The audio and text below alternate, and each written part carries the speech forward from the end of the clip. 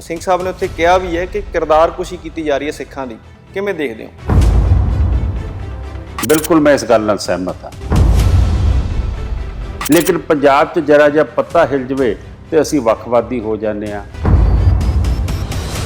ਅਸੀਂ ਜਦੋਂ ਪੰਜਾਬ ਦੇ ਵਿੱਚ ਅਨਐਮਪਲੋਇਮੈਂਟ ਦੀ ਗੱਲ ਕਰਦੇ ਪਏ ਹਾਂ, ਕਿਸਾਨੀਆਂ ਮੋਰਚੇ ਦੇ ਜਿਹੜੇ ਸਾਡੇ ਮੁੱਦੇ ਸੀ ਉਹਨਾਂ ਦੀ ਗੱਲ ਕਰਦੇ ਪਏ ਹਾਂ, ਅਸੀਂ ਖਾਲਿਸਤਾਨੀ ਹੋ ਜਾਂਦੇ ਹਾਂ। ਜ਼ੁਬਾਨ ਬਦਲਣ ਪਿੱਛੇ ਕਿ ਫੈਡਰਲਿਜ਼ਮ ਤੇ ਹਮਲਾ ਹੈ, ਉਹਨੂੰ ਕੋਈ ਵੱਖਵਾਦੀ ਨਹੀਂ ਕਹਿੰਦਾ, ਉਹਨੂੰ ਕੋਈ ਦੇਸ਼ ਦਰੋਹੀ ਨਹੀਂ ਕਹਿੰਦਾ। ਅਸੀਂ ਸਭ ਤੋਂ ਜ਼ਿਆਦਾ ਲਿਪਟ ਕੇ ਤਿਰੰਗੇ ਦੇ ਵਿੱਚ ਆਉਂਦੇ ਹਾਂ ਤਾਂ ਫਿਰ ਅਸੀਂ ਖਾਲਿਸਤਾਨੀ ਹਾਂ। ਜਦੋਂ ਅਜਨਾਲਾ ਘਟਨਾ ਵਾਪਰਦੀ ਹੈ ਕਿ ਉਹ ਅਜਨਾਲਾ ਘਟਨਾ ਸਹੀ ਸੀ? ਕਿਉਂਕਿ ਨਸ਼ੇ ਛੁਡਾਉਣ ਦੀ ਗੱਲ ਬਿਲਕੁਲ ਠੀਕ ਹੈ, ਅੰਮ੍ਰਿਤ ਛਕਾਉਣ ਦੀ ਗੱਲ ਬਿਲਕੁਲ ਠੀਕ ਹੈ, ਪੰਜਾਬ ਦੇ ਮੁੱਦਿਆਂ ਦੀ ਗੱਲ ਬਿਲਕੁਲ ਠੀਕ ਹੈ। ਮੈਂ ਪਰਸਨਲ ਤੌਰ ਤੇ ਬਿਲਕੁਲ ਸਹਿਮਤ ਨਹੀਂ ਹਾਂ ਕਿ ਮਹਾਰਾਜ ਦਾ ਸਰੂਪ ਜਿਹੜਾ ਹੈ ਉਹ ਤੁਸੀਂ ਥਾਣੇ ਦੇ ਵਿੱਚ ਲੈ ਜਾਓ। ਪੰਜਾਬ ਦੇ ਵਿੱਚ ਜਿਹੜਾ ਭਾਈਚਾਰਾ ਹਿੰਦੂ ਸਿੱਖ ਮੁਸਲਮਾਨਾਂ ਦਾ ਕ੍ਰਿਸਚੀਅਨਸ ਦਾ ਜਿਹੜਾ ਹੈਗਾ, ਤੁਸੀਂ ਉਸ ਨੂੰ ਤੋੜਨ ਦੀ ਕੋਸ਼ਿਸ਼ ਕਰਦੇ ਪਏ ਹੋ। ਸਰਬੱਤ ਖਾਲਸੇ ਦੇ ਤੁਸੀਂ ਕੀ ਮਾਇਨੇ ਰੱਖਦੇ ਹੋ, ਕੀ ਸਮਝਦੇ ਹੋ? ਸਰਬੱਤ ਖਾਲਸਾ ਜ਼ਰੂਰ ਹੋਣਾ ਚਾਹੀਦਾ, ਇਸ਼ੂਜ਼ ਦੇ ਉੱਤੇ ਹੋਣਾ ਚਾਹੀਦਾ, ਲੇਕਿਨ ਉਹਦੀ ਇੱਕ ਮਰਿਆਦਾ ਹੈ, ਉਹ ਮਰਿਆਦਾ ਫੋਲੋ ਕਰਕੇ ਬੁਲਾਉਣਾ ਚਾਹੀਦਾ। ਕਈ ਦਿਲੋਂ ਖਾਲਿਸਤਾਨ ਚਾਹੁੰਦੇ ਨੇ, ਕੋਈ ਉਹਦੇ 'ਚ ਨੁਕਸ ਨਹੀਂ ਹੈਗਾ ਨਾ। ਤੁਸੀਂ ਮੰਗੋ, ਤੁਸੀਂ ਉਹਦੇ ਲਈ ਜਦੋਜਹਿਦ ਕਰੋ। ਤੁਸੀਂ ਚਾਹੁੰਦੇ ਹੋ? ਨਹੀਂ, ਬਿਲਕੁਲ ਨਹੀਂ ਚਾਹੁੰਦਾ। ਪਹਿਲਾਂ ਦਿੱਲੀ ਦੇ ਵਿੱਚ ਨਾ ਆਪਾਂ ਇਕੱਠੇ ਕਰ ਲਈ, ਦਿੱਲੀ ਦੇ ਵਿੱਚ ਹੀ ਬਹੁਤ ਸਾਰੇ ਸਿੱਖਾਂ ਦੇ ਮਤਭੇਦ ਆ, ਸਿੱਖ ਲੀਡਰ ਸਾਰੇ ਆਪੋ ਆਪਣੀ ਬੀਨ ਵਜਾ ਰਹੇ ਆ ਉੱਥੇ। ਜਿੱਦਣ ਅਕਾਲ ਤਖਤ ਸਾਹਿਬ ਕਾਲ ਦੇਗਾ, ਜਿੱਦਣ ਉਹ ਇਕੱਠੇ ਕਰਨ ਦੀ ਗੱਲ ਕਰੇਗਾ, ਅਸੀਂ ਵੀ ਉਹ ਗੱਲਾਂ ਛੱਡਣ ਵਾਸਤੇ ਤਿਆਰ ਹਾਂ। ਮੈਂ ਸਮਝਦਾ ਸਾਨੂੰ ਸਿਰ ਦੇਣੇ ਆਉਂਦੇ ਨੇ, ਪਰ ਸਿਰ ਖਾਮ ਦੇ ਦਈਏ। ਅਸੀਂ ਟੇਬਲ ਦੇ ਉੱਤੇ ਨੈਗੋਸ਼ੀਏਸ਼ਨ ਤੇ ਬੈਠੀਏ ਨਾ, ਸਰਕਾਰਾਂ ਨੂੰ ਦੱਸੀਏ ਕਿ ਤੁਸੀਂ ਗਲਤ ਕਰਦੇ ਪਏ ਹੋ। ਜ਼ਰੂਰ ਜਾਣਾ ਚਾਹੀਦਾ ਪਾਵਰ ਪੋਲਿਟਿਕਸ ਵਿੱਚ। ਮੇਰਾ ਵੀ ਜੀ ਕਰਦਾ ਮੈਂ ਜਾਊਂਗਾ, ਲੇਕਿਨ ਜਿੱਦਣ ਜਾਊਂਗਾ ਉਦੋਂ ਫਿਰ ਸਿੱਖ ਸਿਆਸਤ ਨੂੰ ਇੱਕ ਪਾਸੇ ਕਰੂੰਗਾ। ਗੁਰਦੁਆਰਾ ਕਮੇਟੀ ਦੀ ਗੋਲਕ ਨਹੀਂ ਵਰਤੂੰਗਾ ਇਲੈਕਸ਼ਨਾਂ ਲੜਨ ਵਾਸਤੇ, ਜੋ ਹੁੰਦਾ ਰਿਹਾ ਵੇ। ਖਰਨਾ ਸਾਹਿਬ ਨਾਲ ਤੁਹਾਡੀ ਨੇੜਤਾ ਹੈ, ਉਹ ਅਕਾਲੀ ਦਲ ਦੇ ਨੁਮਾਇੰਦੇ ਹੈ, ਤੇ ਪੰਜਾਬ 'ਚ ਤੁਹਾਡੀ ਅਕਾਲੀ ਦਲ ਨਾਲ ਮਤਭੇਦ ਹੈ। ਸਰਨੇ ਉਸ ਵੇਲੇ ਆਪਣੇ ਅਕਾਲੀ ਦਲ ਸੀ, ਮੈਂ ਬਾਦਲ ਦੇ ਖਿਲਾਫ ਲੜਿਆ, ਅੱਜ ਉਹ ਬਾਦਲ ਨੂੰ ਰਿਪਰੈਜ਼ੈਂਟ ਕਰਦੇ ਪਏ ਆ। ਪੰਥਕ ਮੁੱਦਿਆਂ ਦੇ ਉੱਤੇ ਮੇਰੀ ਕੋਈ ਲੜਾਈ ਨਹੀਂ ਸਰਨਾ ਸਾਹਿਬ ਨਾਲ।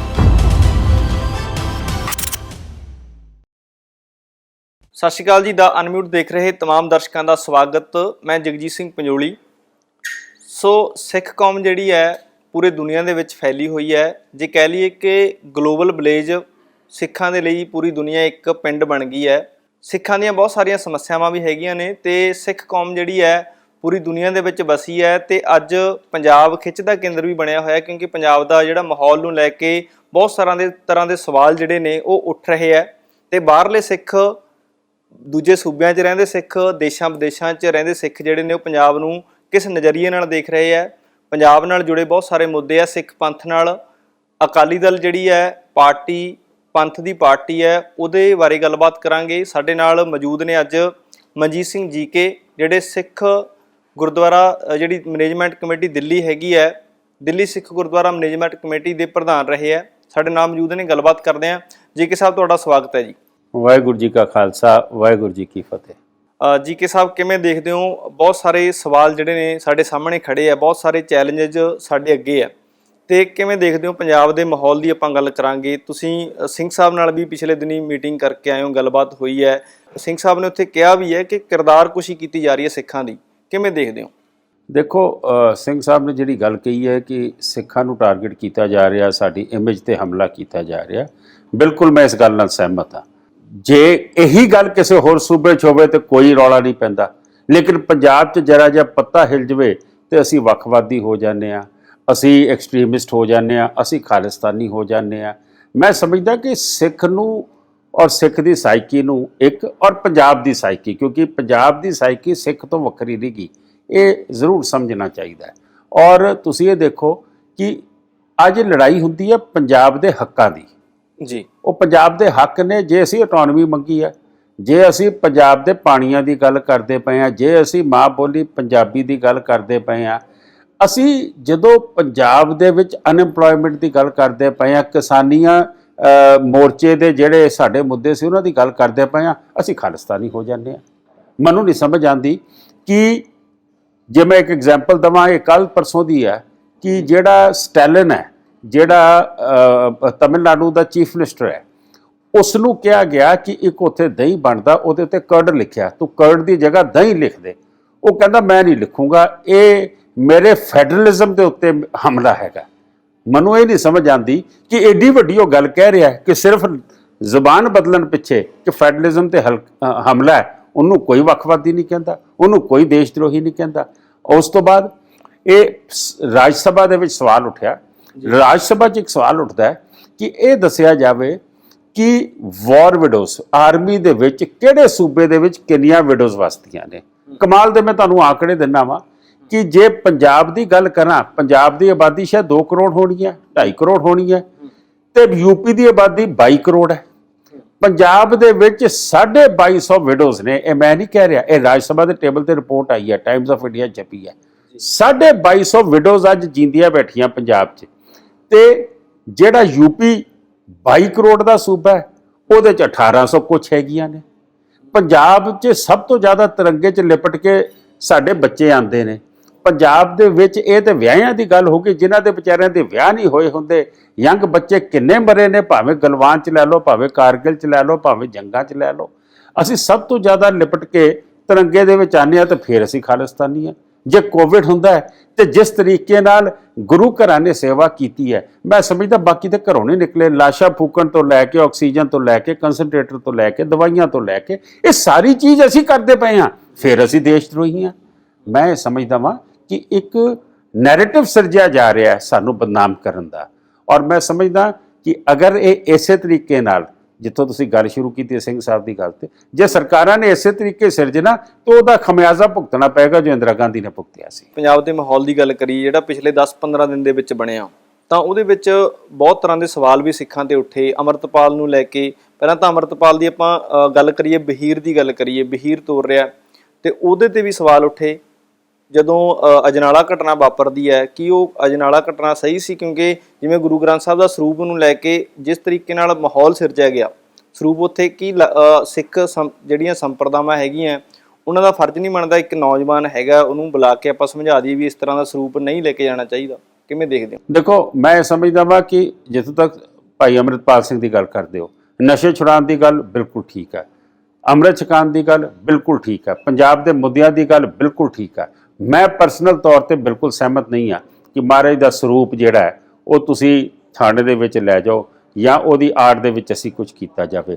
ਮੈਂ ਪਰਸਨਲ ਤੌਰ ਤੇ, ਹੋ ਸਕਦਾ ਲੋਕੀ ਮੇਰੇ ਨਾਲ ਨਾ ਸਹਿਮਤ ਹੋਣ, ਲੇਕਿਨ ਤੁਸੀਂ ਜਿਹੜੀ ਗੱਲ ਕਹੀ ਹੈ ਕਿ ਉਹਨਾਂ ਨੂੰ ਬੁਲਾ ਕੇ ਸਮਝਾਉਣਾ ਚਾਹੀਦਾ, ਬਿਲਕੁਲ ਸਮਝਾਉਣਾ ਚਾਹੀਦਾ। ਲੇਕਿਨ ਅੰਮ੍ਰਿਤਪਾਲ ਹੁਰੀ ਤੇ ਸਾਰਾ ਕੁਝ ਸਮਝਾਏ ਜਿਸ ਤਰੀਕੇ ਦੀ ਉਹਨਾਂ ਦਾ ਗੱਲਬਾਤ, ਜੋ ਉਹਨਾਂ ਨੇ ਅੱਜ ਤੱਕ ਇੰਟਰਵਿਊ ਦਿੱਤੇ ਨੇ, ਮੈਂ ਸਮਝਦਾ ਇਹ ਗਲਤੀ ਹੋਈ ਉਹਨਾਂ ਕੋਲੋਂ।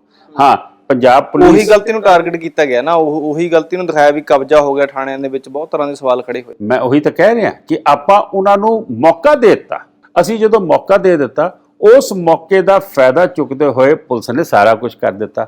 ਮੈਂ ਸਿਰਫ ਇਹ ਕਹਿਣਾ ਚਾਹੁੰਦਾ ਕਿ ਅੰਮ੍ਰਿਤਪਾਲ ਹੋਰਾਂ ਦੇ ਉੱਤੇ ਜੇ ਮੁਕੱਦਮਾ ਬਣਦਾ ਸੀਗਾ ਅਜਨਾਲਾ ਥਾਣੇ ਦਾ, ਤੇ ਉਹ ਘਰ ਸੀਗੇ ਆਪਣੇ, ਫੜ ਲੈਂਦੇ ਉਹਨਾਂ ਨੂੰ। ਤੁਸੀਂ ਉਦਣ ਕਿਉਂ ਫੜਦੇ ਪਏ ਹੋ ਜਿੱਦਣ ਉਹ ਵਹੀਲ ਲੈ ਕੇ ਨਿਕਲਦੇ, ਹਜ਼ਾਰਾਂ ਬੰਦਿਆਂ 'ਚ ਨਿਕਲਦੇ ਆ? ਤੁਸੀਂ ਇੱਕ ਡਰਾਮੇਟਾਈਜ਼ ਕਰਦੇ ਪਏ ਹੋ।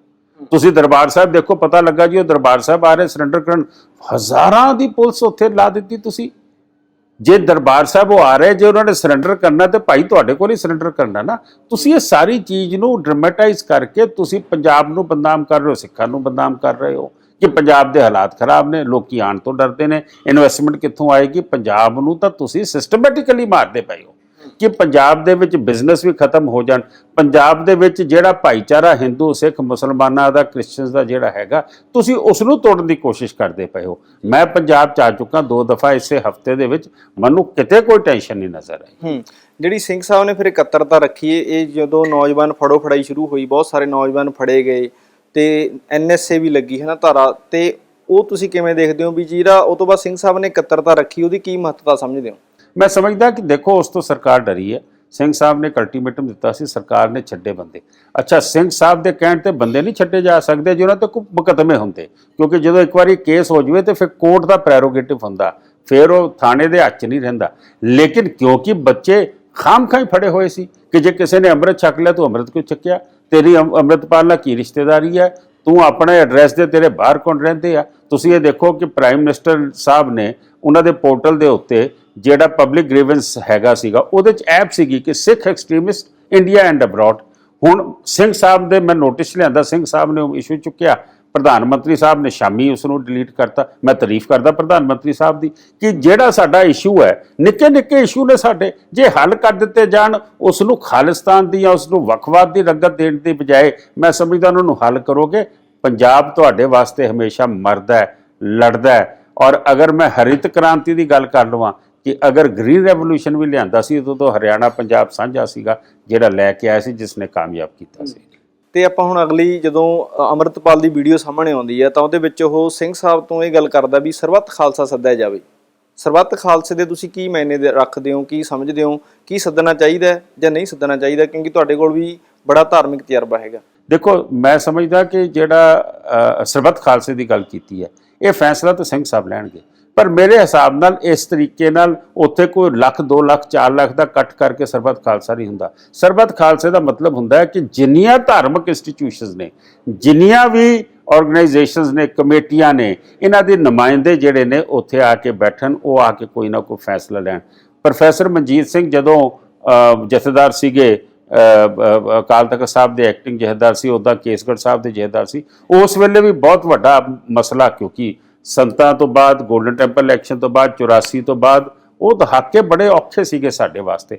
ਉਸ ਵੇਲੇ ਵੀ ਸਰਬੱਤ ਖਾਲਸਾ ਬੁਲਾਇਆ ਸੀ। ਉਹਨਾਂ ਨੇ ਕਈ ਪਾਸੇ ਵਹੀਰਾਂ ਕੱਢ ਕੇ ਨਗਰ ਕੀਰਤਨ ਦੇ ਰੂਪ 'ਚ, ਮੀਟਿੰਗਾਂ 'ਚ, ਸੈਮੀਨਾਰ ਕਰਕੇ ਤਕਰੀਬਨ ਸਾਲ ਲੱਗਿਆ ਸੀਗਾ ਉਸ ਜਿਹੜਾ ਸਰਬੱਤ ਖਾਲਸੇ ਨੂੰ ਬੁਲਾਉਣ ਦੇ ਵਿੱਚ। ਮੈਂ ਇਹ ਸਮਝਦਾ ਵਾਂ ਕਿ ਸਰਬੱਤ ਖਾਲਸਾ ਜ਼ਰੂਰ ਹੋਣਾ ਚਾਹੀਦਾ, ਇਸ਼ੂਜ਼ ਦੇ ਉੱਤੇ ਹੋਣਾ ਚਾਹੀਦਾ, ਲੇਕਿਨ ਉਹਦੀ ਇੱਕ ਮਰਿਆਦਾ ਹੈ, ਉਹ ਮਰਿਆਦਾ ਫੋਲੋ ਕਰਕੇ ਬੁਲਾਉਣਾ ਚਾਹੀਦਾ। ਇੱਕ ਗੱਲ ਚੱਲਦੀ ਹੈ ਵੀ ਸਿੱਖ ਜਿਹੜੇ ਨੇ ਵੱਖਰਾ ਖਿੱਤਾ ਮੰਗਦੇ ਆ, ਤੇ ਸੰਤ ਭਿੰਡਰਾਣਾ ਦੇ ਨਾਲ ਤੁਸੀਂ ਰਹੇ ਵੀ ਹੋ। ਆਖਰੀ ਜਦੋਂ ਉਹਨਾਂ ਨਾਲ ਫੋਟੋ ਵੀ ਤੁਹਾਡੀ ਅਖਬਾਰ ਦੇ ਵਿੱਚ ਛਪੀ ਸੀ, ਮੇਰਾ ਖਿਆਲ ਹੈ NSA ਵੀ ਤੁਹਾਡੇ ਤੇ ਉਦੋਂ ਲੱਗੀ। ਕੀ ਭਿੰਡਰਾਣੇ ਜਿਹੜੇ ਨੇ ਜਿਵੇਂ ਵੀ ਆਪਾਂ ਦੇਖੀਏ, ਚਾਹੇ ਦੀਪ ਸਿੱਧੂ ਲਾ ਲਈਏ, ਚਾਹੇ ਹੁਣ ਅੰਮ੍ਰਿਤਪਾਲ ਲਾ ਲਈਏ, ਇਹਨਾਂ ਨੂੰ ਉਹਨਾਂ ਨਾਲ ਜੋੜ ਕੇ ਦੇਖਿਆ ਜਾ ਰਿਹਾ ਵੀ ਖਾਲਿਸਤਾਨ ਦੀ ਖੁੱਲ੍ਹੇ ਰੂਪ ਦੇ ਵਿੱਚ ਮੰਗ ਕਰਦੇ ਸੀ ਭਿੰਡਰਾਣੇ? ਦੇਖੋ, ਸੰਤਾਂ ਨੇ ਕਦੀ ਖਾਲਿਸਤਾਨ ਦੀ ਮੰਗ ਨਹੀਂ ਕੀਤੀ। ਮੈਂ ਅੱਗੇ ਵੀ ਬੜੀ ਵਾਰੀ ਕਹਿ ਚੁੱਕਾ, ਸੰਤ ਮੇਰੇ ਬਹੁਤ ਨਜ਼ਦੀਕ ਰਹੇ ਨੇ। ਮੇਰੇ ਪਿਤਾ ਦੇ ਅਸੈਸੀਨੇਸ਼ਨ ਤੋਂ ਬਾਅਦ, ਮਰਡਰ ਤੋਂ ਬਾਅਦ 81 'ਚ ਉਹਨਾਂ ਦਾ ਮਰਡਰ ਹੁੰਦਾ, ਉਹਦੇ ਬਾਅਦ ਮੇਰੇ ਨਾਲ ਸੰਤਾਂ ਦਾ ਬੜਾ ਪਿਆਰ ਰਿਹਾ। ਮੈਂ ਦਿੱਲੀ ਵੀ ਲੈ ਕੇ ਗਿਆ, 15 ਦਿਨ ਉੱਥੇ ਅੰਮ੍ਰਿਤ ਸੰਚਾਰ ਕੀਤਾ। ਸੰਤ ਇੱਕੋ ਗੱਲ ਕਹਿੰਦੇ ਸੀਗੇ, ਇੰਦਰਾ ਨੂੰ ਕਹਿੰਦੇ ਸੀ, ਕਹਿੰਦੇ ਇਹ ਮੈਨੂੰ ਬੀਬੀ ਖਾਲਿਸਤਾਨ ਨਹੀਂ ਚਾਹੀਦਾ, ਲੇਕਿਨ ਜੇ ਤੁਸੀਂ ਮੈਨੂੰ ਦੇਣਾ ਚਾਹੁੰਦੇ ਹੋ ਤਾਂ ਮੈਂ ਨਾ ਨਹੀਂ ਕਰੂੰਗਾ। ਹੁਣ ਇਹ ਉਹਨਾਂ ਦੇ ਡਾਕਟਰਿਨ 'ਚ ਨਹੀਂ ਸੀਗਾ, ਇਹ ਉਹਨਾਂ ਦੇ ਜਿਸ ਨੂੰ ਕਹਿੰਦੇ ਆ ਕਿ ਮੁੱਦਿਆਂ 'ਚ ਨਹੀਂ ਸੀ। ਉਹਨਾਂ ਦਾ ਮੁੱਦਾ ਅਨੰਦਪੁਰ ਸਾਹਿਬ ਦਾ ਰੈਜ਼ੋਲੂਸ਼ਨ ਸੀਗਾ, ਪੰਜਾਬ ਦੇ ਅਧਿਕਾਰ ਸੀਗੇ, ਬੱਚਿਆਂ ਤੇ ਤਸ਼ੱਦਦ ਸੀਗਾ। ਨਿਰੰਕਾਰੀ ਇਸ਼ੂ ਨੇ ਅੱਗ ਲਾਣੀ ਸ਼ੁਰੂ ਕੀਤੀ ਸੀ। ਮੈਂ ਆਪ ਨਿਰੰਕਾਰੀ ਇਸ਼ੂ ਦੇ ਵਿੱਚ ਜੇਲ੍ਹਾਂ 'ਚ ਗਿਆ, ਮੇਰੀਆਂ ਹੱਡੀਆਂ ਵੀ ਟੁੱਟੀਆਂ।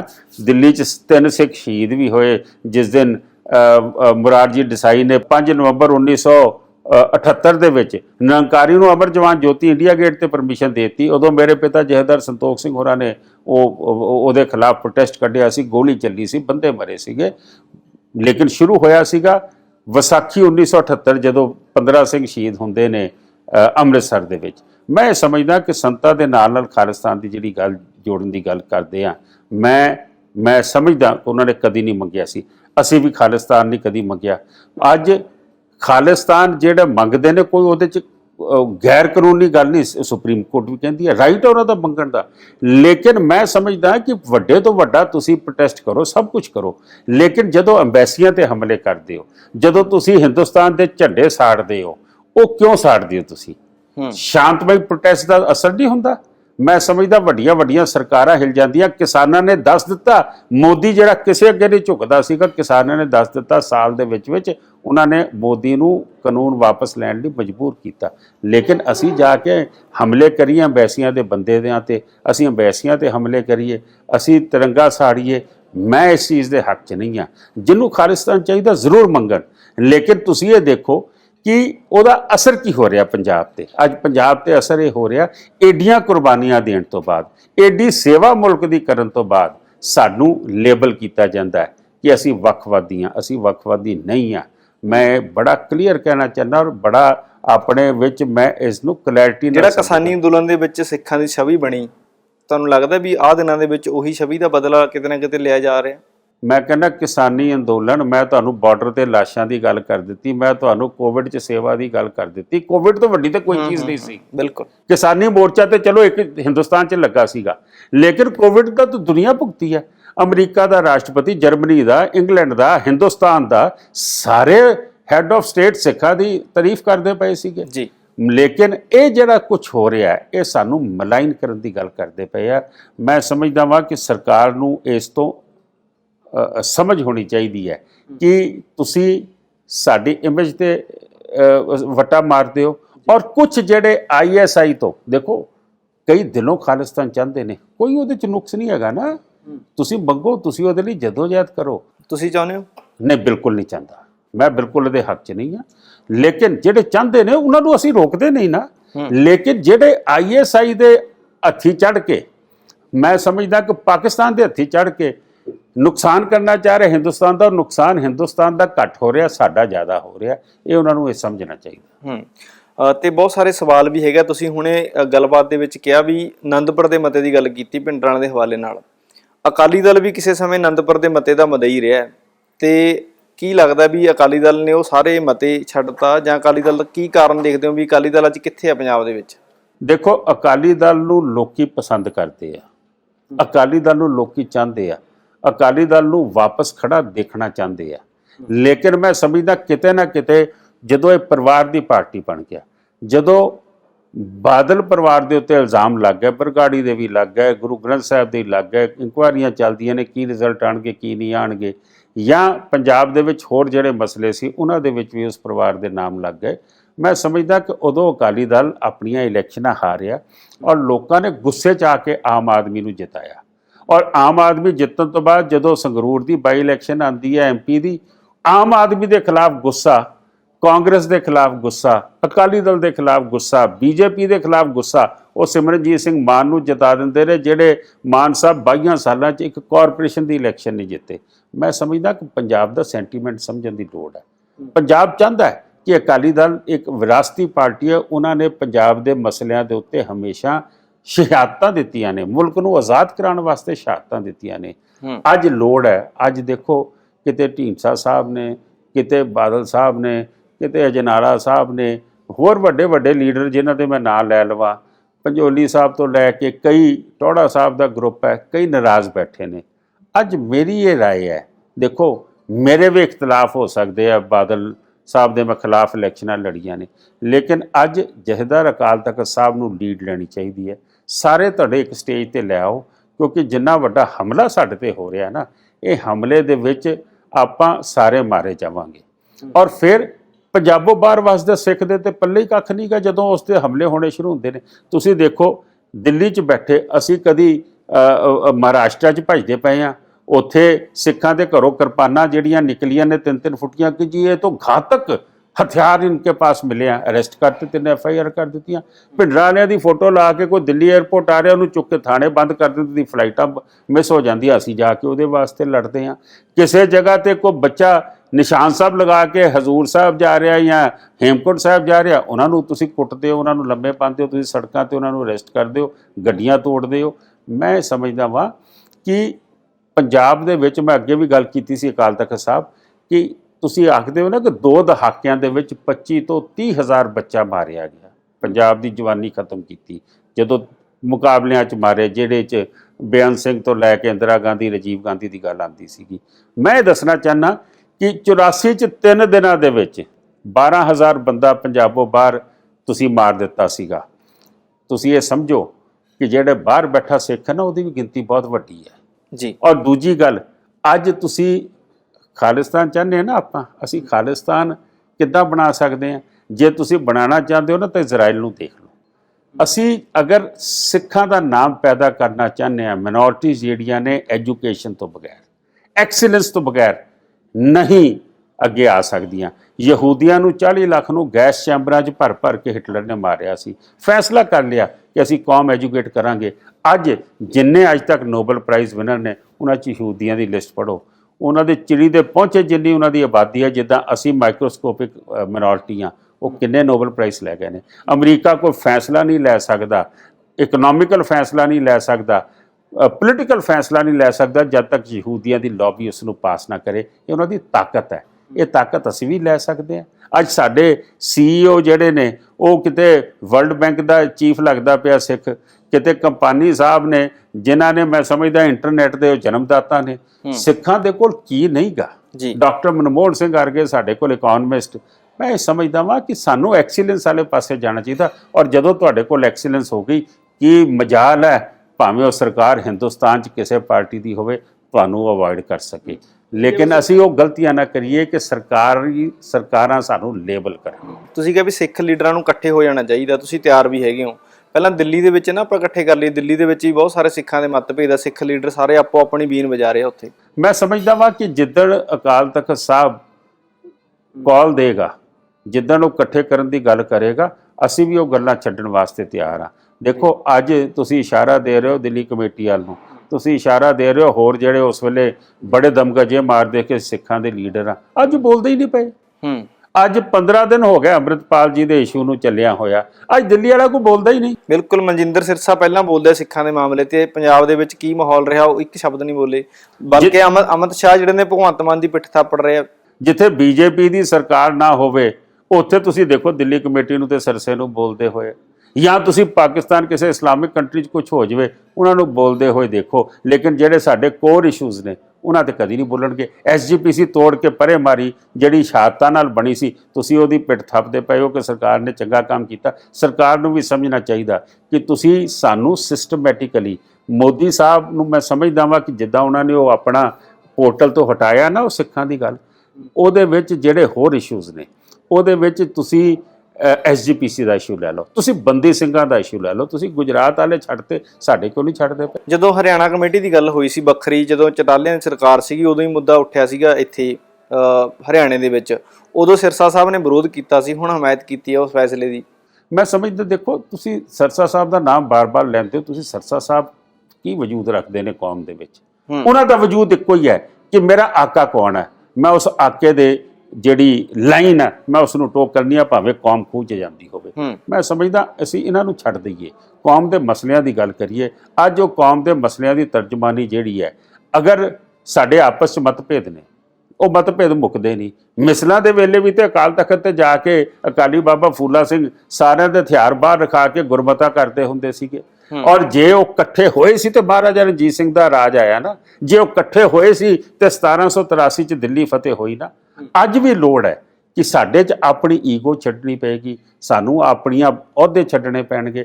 ਕੌਮ ਵਾਸਤੇ ਜੇ ਸਿਰ ਜੋੜਨੇ ਪੈਣ, ਆਪਾਂ ਸਿਰ ਦੇਣ ਦੀ ਗੱਲ ਕਰਦੇ, ਸਿਰ ਦੇਣੇ ਕਿਉਂ ਆ?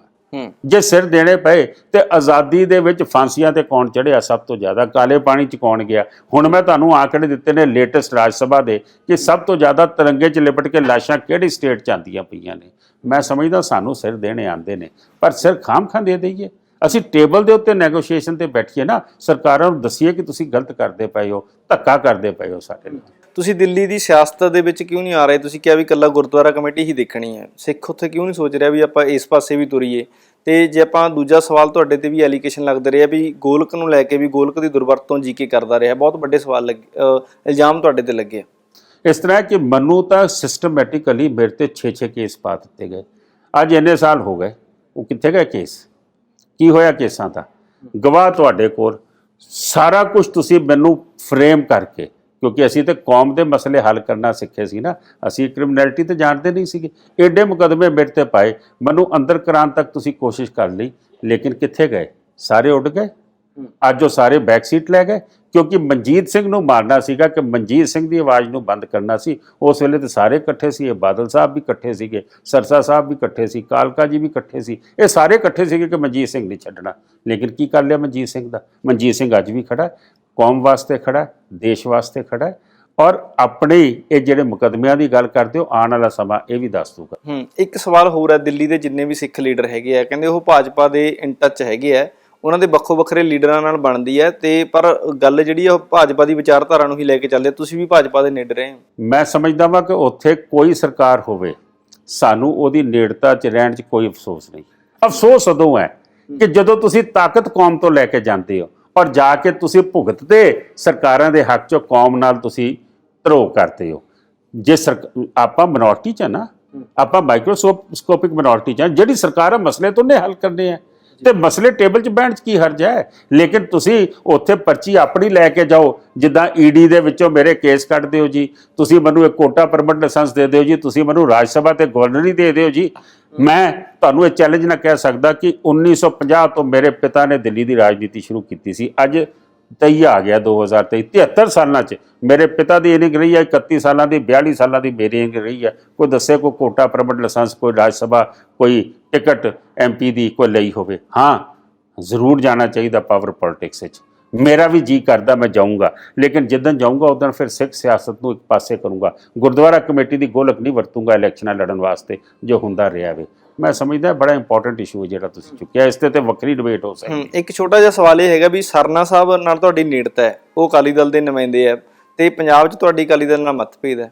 ਮੇਰੀ ਤਾਂ ਦਿੱਲੀ 'ਚ ਵੀ ਮਤਭੇਦ ਹੈ ਜੀ। ਦਿੱਲੀ 'ਚ ਮੈਂ ਸਰਨੇ ਦੇ ਖਿਲਾਫ ਇਲੈਕਸ਼ਨਾਂ ਲੜੀਆਂ, ਸਰਨੇ ਉਸ ਵੇਲੇ ਆਪਣੇ ਅਕਾਲੀ ਦਲ ਸੀ, ਮੈਂ ਬਾਦਲ ਦੇ ਖਿਲਾਫ ਲੜਿਆ, ਅੱਜ ਉਹ ਬਾਦਲ ਨੂੰ ਰਿਪਰੈਜ਼ੈਂਟ ਕਰਦੇ ਪਏ ਆ। ਲੇਕਿਨ ਪੰਥਕ ਮੁੱਦਿਆਂ ਦੇ ਉੱਤੇ ਮੇਰੀ ਕੋਈ ਲੜਾਈ ਨਹੀਂ ਸਰਨਾ ਸਾਹਿਬ ਨਾਲ, ਮੇਰੀ ਕੋਈ ਲੜਾਈ ਨਹੀਂ। ਧਾਮੀ ਸਾਹਿਬ ਨੇ 11 ਮੈਂਬਰੀ ਕਮੇਟੀ ਬਣਾਈ, ਸੁਖਬੀਰ ਬਾਦਲ ਵੀ ਬੈਠਾ ਸੀ। ਪੰਥਕ ਇਸ਼ੂਜ਼ ਤੇ ਮੈਂ ਆਉਣ ਨੂੰ ਤਿਆਰ ਹਾਂ, ਲੇਕਿਨ ਜਦੋਂ ਸਿਆਸੀ ਗੱਲ ਹੋਏਗੀ ਉਦੋਂ ਸੋਚ ਲਾਂਗੇ। ਲੇਕਿਨ ਅੱਜ ਇਹ ਸਾਰੀ ਸਿਆਸਤਾਂ ਪਾਸੇ ਛੱਡ ਕੇ ਮੈਂ ਫਿਰ ਕਹਿਣਾ ਵਾਂ, ਜੇ ਜਥੇਦਾਰ ਸਾਹਿਬ ਏਕਤਾ ਦੀ ਗੱਲ ਕਰਦੇ ਆ ਸਾਰਿਆਂ ਦੇ ਵਿੱਚ, ਤੇ ਮੈਂ ਸਮਝਦਾ ਵਾਂ ਕਿ ਮੈਂ ਉਹਦੇ ਵਾਸਤੇ ਤਿਆਰ ਹਾਂ, ਕਿਉਂਕਿ ਕੌਮ ਨੂੰ ਲੋੜ ਹੈ। ਮਨਜੀਤ ਸਿੰਘ ਨੂੰ ਨੁਕਸਾਨ ਹੋਏਗਾ ਉਹਦਾ, ਲੇਕਿਨ ਜੇ ਕੌਮ ਰਹੇਗੀ ਤੇ ਮੇਰੇ ਵਰਗਾ ਕੋਈ ਨਾ ਕੋਈ ਲੀਡਰ ਬਣੂਗਾ ਨਾ। ਪੰਜਾਬੀ ਦੁਨੀਆ ਦੇ ਜਿਹੜੇ ਮਰਜ਼ੀ ਕੋਨੇ 'ਚ ਰਹਿਣ, ਤੁਸੀਂ ਦਿੱਲੀ ਬੈਠੇ ਵੀ ਪੰਜਾਬ ਦੀ ਤਰੱਕੀ ਭਾਲਦੇ ਹੋ, ਪੰਜਾਬ ਹੱਸਦਾ ਵਸਦਾ ਰਹੇ ਇਹ ਚਾਹੁੰਦੇ ਹੋ, ਪਰ ਕਿਵੇਂ ਦੇਖਦੇ ਹੋ ਵੀ ਪੰਜਾਬ ਦੇ ਜਿਹੜੇ ਮੌਜੂਦਾ ਹਾਲਾਤ ਨੇ ਉਹਦੇ ਲਈ ਖੇਤਰੀ ਪਾਰਟੀ ਦਾ ਜਿਉਂਦੇ ਰਹਿਣਾ ਬਹੁਤ ਜ਼ਰੂਰੀ ਹੈ, ਜਿਵੇਂ ਅਕਾਲੀ ਦਲ ਦਾ ਭਵਿੱਖ ਕੀ ਦੇਖ ਰਹੇ ਹੋ? ਦੇਖੋ, ਪੰਜਾਬ ਸਾਡਾ ਪੇਕਾ ਹੈ, ਬਾਹਰ ਜਿਸ ਸੂਬਿਆਂ ਸਾਡੀ ਇੱਜ਼ਤ ਹੁੰਦੀ ਹੈ ਨਾ, ਜੇ ਪੰਜਾਬ ਹੱਸਦਾ ਵਸਦਾ ਹੋਊਗਾ। ਜਦੋਂ ਪੰਜਾਬ 'ਚ ਸਾਨੂੰ ਕੁੱਟ ਪੈ ਰਹੀ ਹੈ, ਜਦੋਂ ਪੰਜਾਬ ਦੇ ਵਿੱਚ ਅਸੀਂ ਛਿੱਤਰਾਂ 'ਚ ਦਾਲ ਵੰਡਦੇ ਪਏ ਹਾਂ, ਸਾਰੇ ਇੱਕ ਦੂਜੇ ਦੇ ਖਿਲਾਫ ਚੱਲਦੇ ਪਏ ਹਾਂ, ਤੇ ਬਾਹਰ ਵੀ ਸਾਨੂੰ ਉਹੀ ਹਾਲ ਹੋ ਰਿਹਾ, ਸਾਨੂੰ ਉਹਦਾ ਖਮਿਆਜ਼ਾ ਭੁਗਤਣਾ ਪੈ ਰਿਹਾ। ਮੈਂ ਤੁਹਾਨੂੰ ਡਿਟੇਲ ਦੇ ਸਕਦਾ। ਅਕਾਲੀ ਦਲ ਇਹ ਐਸੀ ਇੱਕ ਪਾਰਟੀ ਹੈ, ਤੁਸੀਂ ਦੇਖੋ ਮੁਸਲਮਾਨਾਂ ਦੀ ਆਬਾਦੀ, ਸੌਰੀ ਮੈਂ ਇਹ ਗੱਲ ਸ਼ੇਅਰ ਕਰਨ ਲੱਗਾ, ਮੁਸਲਮਾਨਾਂ ਦੀ ਆਬਾਦੀ ਇਸ ਵੇਲੇ ਹਿੰਦੁਸਤਾਨ ਦੇ ਵਿੱਚ ਤਕਰੀਬਨ 17-18% ਆ, ਆਪਾਂ 2% ਤੋਂ ਘੱਟ ਆ। ਲੇਕਿਨ ਉਹਨਾਂ ਦੀ ਕੋਈ ਜਮਾਤ ਨਹੀਂ ਹੈਗੀ, ਸਾਡੀ ਜਮਾਤ ਹੈ ਅਕਾਲੀ ਦਲ। ਔਰ ਸਾਡੀ ਜਮਾਤ ਜਿਸ ਦਿਨ ਵੀਕ ਹੁੰਦੀ ਹੈ, ਅਸੀਂ 2% ਤੋਂ ਘੱਟ ਰਹਿਣ ਦੇ ਬਾਵਜੂਦ ਵੀ ਆਪਣੇ ਮੁੱਦਿਆਂ ਤੇ ਲੜ ਪੈਂਦੇ ਆ। ਉਹ ਆਪੋ 'ਚ ਵੰਡੇ ਹੋਏ ਨੇ ਮੁਸਲਮਾਨ ਕਈ ਪਾਸੇ, ਕੋਈ ਮਾਇਆਵਤੀ ਵੱਲ ਜਾਂਦਾ, ਕੋਈ ਆਪਣਾ ਕੋਈ ਪਾਰਟੀ ਬਣਾ ਕੇ ਚੱਲਦਾ, ਕੋਈ ਅਵਾਮੀ ਲੀਗ ਬਣਾਉਂਦਾ, ਕੋਈ ਮੁਸਲਿਮ ਲੀਗ ਬਣਾਉਂਦਾ, ਕੋਈ ਕੁਛ ਕਰਦਾ। ਮੈਂ ਸਮਝਦਾ ਕਿ ਸਾਡੇ ਕੋਲ ਸਭ ਤੋਂ ਵੱਡਾ ਹਥਿਆਰ ਅਕਾਲੀ ਦਲ ਹੈ, ਔਰ ਅਕਾਲੀ ਦਲ ਨੂੰ ਸੁਰਜੀਤ ਰੱਖਣਾ ਇਹ ਸਾਡੀ ਜ਼ਿੰਮੇਵਾਰੀ। ਸੁਰਜੀਤ ਕਿਵੇਂ ਹੋ ਸਕਦਾ ਇਹ ਵੀ ਦੱਸ ਦਿਓ ਨਾ। ਮੈਂ ਦੱਸਿਆ ਜਥੇਦਾਰ ਅਕਾਲ ਤਖਤ ਸਾਹਿਬ ਸਭ ਨੂੰ ਬੁਲਾਉਣ, ਇੱਕ ਸਟੇਜ ਦੇ ਉੱਤੇ ਸਭ ਤੋਂ ਅਸਤੀਫੇ ਲੈਣ, ਕੋਈ ਨਾ ਕੋਈ ਨਵੀਂ ਵਿਉਂਤ ਬਣਾਉਣ, ਔਰ ਸਾਨੂੰ ਆਪਣੀ ਈਗੋ ਛੱਡ ਕੇ। ਕੱਲ ਤੁਹਾਡੀ ਮੀਟਿੰਗ ਹੋਈ ਹੈ, ਇਹ ਮੁੱਦਾ ਵੀ ਵਿਚਾਰਿਆ ਵਿੱਚ? ਇਹ ਮੁੱਦੇ ਦੇ ਉੱਤੇ ਇਸ਼ਾਰਤਨ ਗੱਲ ਜ਼ਰੂਰ ਹੋਈ ਸੀ। ਉਹਨਾਂ ਨੇ ਕਿਹਾ ਸੀਗਾ ਕਿ ਮੈਨੂੰ ਕਿ ਮਨਜੀਤ ਸਿੰਘ ਜੀ ਸਮਾਂ ਆ ਗਿਆ ਕਿ ਸਾਰਿਆਂ ਨੂੰ ਸਿਰ ਜੋੜਨੇ ਪੈਣਗੇ।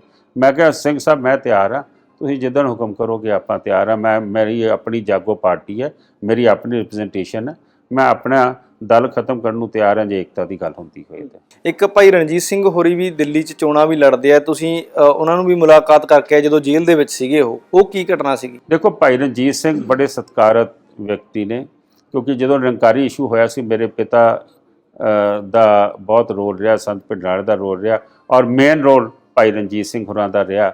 ਮੈਂ ਸਮਝਦਾ ਕਿ ਮੈਂ ਜੇਲ੍ਹ 'ਚ ਵੀ ਉਹਨਾਂ ਨੂੰ ਮਿਲਣ ਗਿਆ ਸੀਗਾ। ਇਹੋ ਜਿਹੇ ਕੁਰਬਾਨੀ ਵਾਲੇ ਸਿੰਘ ਆਪਣੇ ਕੋਲ ਘੱਟ ਨੇ। ਹੋ ਸਕਦਾ ਸਿਆਸੀ ਤੌਰ ਤੇ ਉਹਨਾਂ ਦੀ ਸੋਚ ਵੱਖਰੀ ਹੋਵੇ, ਮੇਰੀ ਸੋਚ ਵੱਖਰੀ ਹੋਵੇ, ਲੇਕਿਨ ਜਿਨ੍ਹਾਂ ਨੇ ਕੁਰਬਾਨੀਆਂ ਕੀਤੀਆਂ ਨੇ, ਜੇਲ੍ਹਾਂ 'ਚ ਬੈਠੇ ਨੇ, ਮੈਨੂੰ ਇਹ ਵੀ ਅਜੀਬ ਲੱਗਦਾ ਕਿ ਜਿਹੜੇ ਨਵੇਂ ਬੱਚੇ ਉੱਠ ਕੇ ਆ ਰਹੇ ਨਾ, ਉਹ 2 ਮਹੀਨਿਆਂ 6 ਮਹੀਨਿਆਂ 'ਚ ਅਸੀਂ ਉਹਨਾਂ ਨੂੰ TC ਤੇ ਚਾੜ ਦਿੰਦੇ ਹਾਂ। ਉਹ ਭਾਈ ਜਿਹੜੇ ਸਾਰੀ ਉਮਰ ਗਾਲਤੀ, ਜਿਨ੍ਹਾਂ ਦੇ ਪਰਿਵਾਰ ਖਤਮ ਹੋ ਗਏ, ਅੱਜ ਜੇਲ੍ਹਾਂ 'ਚ ਗਲਦੇ ਪਏ ਨੇ, ਉਹਨਾਂ ਨੂੰ ਆਪਾਂ ਕਿੱਦਾਂ ਭੁੱਲ ਸਕਦੇ ਹਾਂ? ਇਹ ਵੀ ਧਿਆਨ ਰੱਖਣਾ ਚਾਹੀਦਾ। ਤੁਸੀਂ ਬੰਦੀ ਸਿੰਘਾਂ ਦੀ ਰਿਹਾਈ ਦੇ ਲਈ, ਕਿਉਂਕਿ ਬਹੁਤ ਵੱਡਾ ਮੋਰਚਾ ਵੀ ਮੋਹਾਲੀ ਦੇ ਵਿੱਚ ਲੱਗਿਆ ਹੋਇਆ, ਕਦੇ ਪਹੁੰਚ ਕੀਤੀ ਹੈ ਦਿੱਲੀ ਕੇਂਦਰ ਸਰਕਾਰ ਤੱਕ ਵੀ ਉਹਨਾਂ ਦੀ ਰਿਹਾਈ ਹੋ ਸਕੇ? ਮੈਂ ਬੜੀ ਵਾਰੀ ਪਹੁੰਚ ਕੀਤੀ ਹੈ, ਔਰ ਖਾਲੀ ਇਹੀ ਨਹੀਂ, ਕਈ ਬੰਦੀ ਸਿੰਘ ਜਿਹੜੇ ਛੁੱਟੇ ਨੇ ਉਹਨਾਂ 'ਚ ਕਈ ਨਾਮ ਮੈਂ ਤੁਹਾਨੂੰ ਦੇ ਸਕਦਾ। ਜਦੋਂ ਮੈਂ ਦਿੱਲੀ ਕਮੇਟੀ ਦਾ ਰਿਹਾ ਵਾਂ, ਮੈਂ ਕਿਸ ਤਰੀਕੇ ਨਾਲ ਉਹਨਾਂ ਦੀ ਮਦਦ ਕੀਤੀ ਹੈ। ਔਰ ਖਾਲੀ ਇਹੀ ਨਹੀਂ, ਜਿਨ੍ਹਾਂ ਨੂੰ ਨਹੀਂ ਛੁੱਟ ਸਕੇ, ਜੇ ਜੇਲ੍ਹਾਂ 'ਚ ਉਹਨਾਂ ਨੂੰ ਪ੍ਰਤਾੜਿਤ ਕੀਤਾ ਜਾਂਦਾ ਸੀ, ਤੁਸੀਂ ਲਾਹੌਰੀਆ ਸਾਹਿਬ ਨੂੰ ਪੁੱਛੋ, ਤੁਸੀਂ ਹਵਾਰਾ ਸਾਹਿਬ ਨੂੰ ਪੁੱਛੋ ਜਾ ਕੇ ਕਿ ਅਸੀਂ ਉਹਨਾਂ ਦੀ ਕਿੱਦਾਂ ਕੇਸ ਪਾਏ, ਹਿਊਮਨ ਰਾਈਟਸ ਪਾਏ, ਹਾਈ ਕੋਰਟ ਦੇ ਵਿੱਚ ਕੇਸ ਪਾਏ, ਆਰਡਰ ਲੈ ਕੇ ਜੋ ਉਹਨਾਂ ਨਾਲ ਧੱਕਾ ਕੀਤਾ ਜਾਂਦਾ ਸੀ ਉਹਨੂੰ ਰੁਕਵਾਇਆ। ਤੁਸੀਂ ਸਰ ਸਤਨਾਮ ਸਿੰਘ ਹਾਈਜੈਕਰ ਪੌਂਟਾ ਸਾਹਿਬ ਵਾਲੇ, ਉਹਨਾਂ ਨੂੰ ਪੁੱਛੋ ਕਿੱਦਾਂ ਉਹਨਾਂ ਦੀ ਮਦਦ ਕੀਤੀ। ਕੁੱਕੀ ਗਿੱਲ ਸਾਹਿਬ ਕਿੱਦਾਂ ਰਿਹਾ ਹੋਏ ਨੇ, ਕੀ ਉਹਦੇ ਪਿੱਛੇ ਐਫਰਟ ਸੀਗੇ, ਕਈਆਂ ਦੇ ਐਫਰਟ ਸੀਗੇ। ਮੈਂ ਸਮਝਦਾ ਵਾਂ ਕਿ ਬੜੇ ਕੰਮ ਨੇ ਜਿਹੜੇ ਅਸੀਂ ਕੀਤੇ। ਇੱਕ ਦਵਿੰਦਰਪਾਲ ਸਿੰਘ ਭੁੱਲਰ ਦੀ ਕਹਿੰਦੇ ਦਿੱਲੀ ਸਰਕਾਰ ਦੇ ਹੱਥੀਂ ਰਿਹਾਈ, ਉਹਨਾਂ ਨੂੰ ਦਿੱਲੀ ਭੁੱਲਰ ਸਾਹਿਬ ਨੂੰ ਜਾ ਕੇ ਪੁੱਛੋ ਕਿ ਅਸੀਂ ਕਿੱਦਾਂ ਉਹਨਾਂ ਦੀ ਮਦਦ ਕੀਤੀ ਹੈ, ਦਿੱਲੀ ਕਮੇਟੀ ਵੱਲੋਂ ਕਿਸ ਤਰੀਕੇ ਨਾਲ ਮਦਦ ਕੀਤੀ ਹੈ। ਉਹਨਾਂ ਦੀ ਮਾਫੀ ਤੋਂ ਲੈ ਕੇ ਫਾਂਸੀ ਤੋਂ, ਕਮਿਊਟਿੰਗ ਤੋਂ, ਡੈਥ ਸੈਂਟੈਂਸ ਤੋਂ ਉਮਰ ਕੈਦ, ਔਰ ਫਿਰ ਹੁਣ ਉਹਨਾਂ ਨੂੰ ਪੈਰੋਲ ਮਿਲਦੀ ਹੈ, ਲੇਕਿਨ ਰਿਹਾਈ ਹੋਣੀ ਚਾਹੀਦੀ ਹੈ। ਫ੍ਰੈਕਚਰ ਜਜਮੈਂਟ ਸੀ, ਇਹ ਲੰਬੀ ਗੱਲ ਹੈ। ਅਸੀਂ ਜਿਹਦਾ ਨਾਂ ਲਓਗੇ ਉਹਦੇ ਪਿੱਛੇ ਸਾਡਾ ਜ਼ਰੂਰ ਕੋਈ ਨਾ ਕੋਈ ਰੋਲ ਨਿਕਲੇਗਾ। ਅੰਤ ਦੇ ਵਿੱਚ ਦੁਨੀਆ ਭਰ ਦੇ ਵਿੱਚ ਵੱਸਦੇ ਪੰਜਾਬੀਆਂ ਨੂੰ, ਸਿੱਖਾਂ ਨੂੰ ਕੀ ਅਪੀਲ ਕਰੋਗੇ? ਮੇਰੀ ਇੱਕੋ ਅਪੀਲ ਹੈ ਸਾਰੇ ਸਿੱਖਾਂ ਨੂੰ ਕਿ ਆਪਾਂ ਸਿਰ ਦੇਣ ਦੀ ਗੱਲ ਨੂੰ ਜ਼ਰੂਰ ਪਿੱਛੇ ਰੱਖੀਏ। ਸਾਰੀ ਦੁਨੀਆ ਜਾਣਦੀ ਹੈ ਕਿ ਸਾਡੇ ਤੋਂ ਜ਼ਿਆਦਾ ਸਿਰ ਕੋਈ ਨਹੀਂ ਦੇ ਸਕਦਾ। ਸਿਰ ਜੋੜਨ ਦੀ ਗੱਲ ਕਰੀਏ, ਐਜੂਕੇਸ਼ਨ ਦੀ ਗੱਲ ਕਰੀਏ, ਪਨੀਰੀ ਨੂੰ ਪੜ੍ਹਾਈਏ। ਇਹ ਜਿਹੜੀ ਪਨੀਰੀ ਬਾਹਰ ਉੱਡ ਕੇ ਜਾ ਰਹੀ ਹੈ, ਪੈੜੀਆਂ ਵੇਚ ਕੇ, ਕਰਜ਼ੇ ਚੁੱਕ ਕੇ, ਕਿਤੇ ਉਹ ਜਿਹੜੇ ਦਲਾਲ ਹੁੰਦੇ ਆ ਉਹ ਉਹਨਾਂ ਦੇ ਪੈਸੇ ਖਾ ਜਾਂਦੇ, ਉਹ ਵਿਚਾਰੇ ਕਿਤੇ ਸਮੁੰਦਰ ਦੇ ਵਿੱਚ ਰੁੜ ਜਾਂਦੇ ਆ, ਕਿਤੇ ਥੱਲਾਂ ਦੇ ਵਿੱਚ ਗਲ ਜਾਂਦੇ ਨੇ। ਮੈਂ ਸਮਝਦਾ ਕਿ ਅਸੀਂ ਇੱਥੇ ਓਪਰਚੁਨਿਟੀਜ਼ ਪੈਦਾ ਕਰੀਏ, ਔਰ ਜਦੋਂ ਇੱਥੇ ਓਪਰਚੁਨਿਟੀਜ਼ ਕਰਾਂਗੇ, ਜੇ ਆਪਣੇ ਘਰ 'ਚ ਤਗੜਿਆਂ ਤਾਂ ਬਾਹਰ ਵੀ, ਮੈਂ ਕਿਹਾ ਨਾ, ਪੇਕਾ ਤਗੜਾ ਤੇ ਕੁੜੀ ਦੀ ਸਹੁਰੇ ਇੱਜ਼ਤ ਹੋਏਗੀ, ਸਾਡੀ ਸਹੁਰੇ ਵੀ ਇੱਜ਼ਤ ਹੋਏਗੀ। ਠੀਕ ਹੈ ਜੀ ਸਾਹਿਬ, ਸ਼ੁਕਰੀਆ, ਧੰਨਵਾਦ ਤੁਹਾਡਾ ਜੀ। ਵਾਹਿਗੁਰੂ ਜੀ ਕਾ ਖਾਲਸਾ, ਵਾਹਿਗੁਰੂ ਜੀ ਕੀ ਫਤਿਹ। ਸੋ ਇਹ ਸੀਗੇ ਮਨਜੀਤ ਸਿੰਘ ਜੀਕੇ, ਜਿਨ੍ਹਾਂ ਨਾਲ ਪੰਜਾਬ, ਸਿੱਖਾਂ ਤੇ ਹੋਰ ਬਹੁਤ ਸਾਰੇ ਪੰਥਕ ਮੁੱਦਿਆਂ ਬਾਰੇ ਗੱਲਬਾਤ ਹੋਈ। ਇਹਨਾਂ ਨੇ ਇੱਕ ਬਹੁਤ ਚੰਗੀ ਗੱਲ ਕਹੀ ਕਿ ਸਾਨੂੰ ਸਿਰ ਦੇਣ ਦੀ ਲੋੜ ਨਹੀਂ, ਸਿਰ ਜੋੜ ਕੇ ਬੈਠਣ ਦੀ ਜਿਹੜੀ ਗੱਲ ਇਹਨਾਂ ਨੇ ਕਹੀ ਹੈ ਕਿ ਸਿਰ ਜੋੜ ਕੇ ਹੀ ਮੰਥਨ ਕਰਨਾ ਚਾਹੀਦਾ ਪੰਜਾਬ ਦੇ ਮੁੱਦਿਆਂ ਬਾਰੇ, ਸਿੱਖਾਂ ਦੇ ਮੁੱਦਿਆਂ ਬਾਰੇ, ਤਾਂ ਕਿ ਕੋਈ ਸਾਰਥਕ ਨਤੀਜੇ ਜਿਹੜੇ ਹੈਗੇ ਆ ਉਹ ਸਾਹਮਣੇ ਆ ਸਕਣ। ਤੁਸੀਂ ਜੁੜੇ ਰਹੋ ਦਾ ਅਨਮਿਊਟ ਦੇ ਨਾਲ। ਮੈਨੂੰ ਦਿਓ ਇਜਾਜ਼ਤ, ਧੰਨਵਾਦ।